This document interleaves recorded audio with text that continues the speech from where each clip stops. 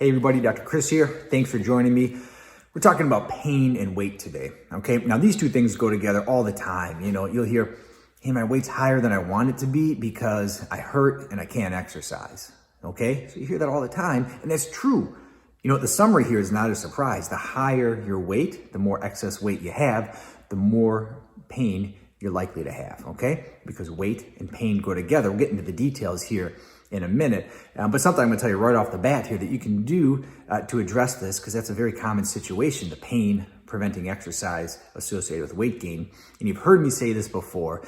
What you can do is focus on the nutrition, okay? So focus on nutrition, start getting your weight down, then you start moving around, right? I love exercise, I want everyone to exercise, but I look at exercise for overall health.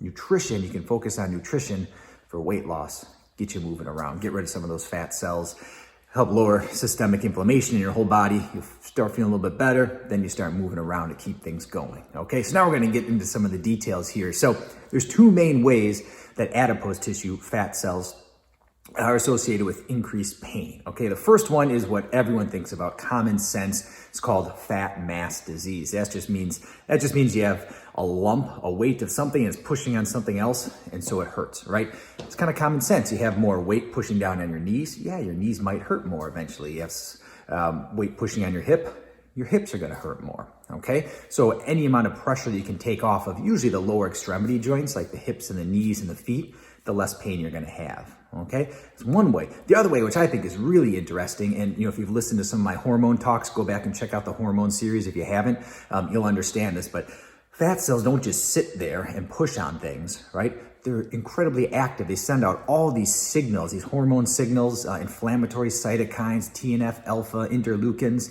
I mean, all those things increase inflammation, all right? So if you lose weight around your belly, you can have shoulder pain that gets better, right? Because every bit of, if you lose weight around your belly, you can have shoulder pain that gets better. The point being that if you lose extra fat cells, total body systemic inflammation decreases, okay?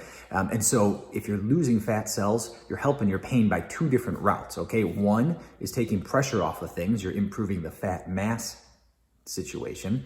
And then two, you're lowering your full body inflammation, and that's gonna improve pain also, okay? So if you're limited with mobility because of weight and because of pain, there's two things you wanna do. One, focus on nutrition. Absolutely, you can still lose weight successfully without exercise. Now I told you, I want people to exercise, it's great for everything else, but focus on nutrition if you're limited. And two, get in to see someone who can help you. You know, get a personal trainer, a physical therapist, a physician, some kind of healthcare professional to get you moving, because often, not always, everyone's a little bit different in certain situations and diseases and that sort of thing, but often the more you can move around within your limitations, usually things start loosening up and things can feel better as far as pain, and then especially once you start getting the weight off, okay? So to summarize, the more excess adipose tissue, the more excess fat you have, the more pain you can potentially have by two different mechanisms. One is the fat mass, just weight pushing on things. And then two, the adiposopathy, or the sick fat, where the fat is secreting all these signals that increase full body inflammation. All right, so go get them. Have a nice rest of your day. Thanks for listening, Dr. Chris.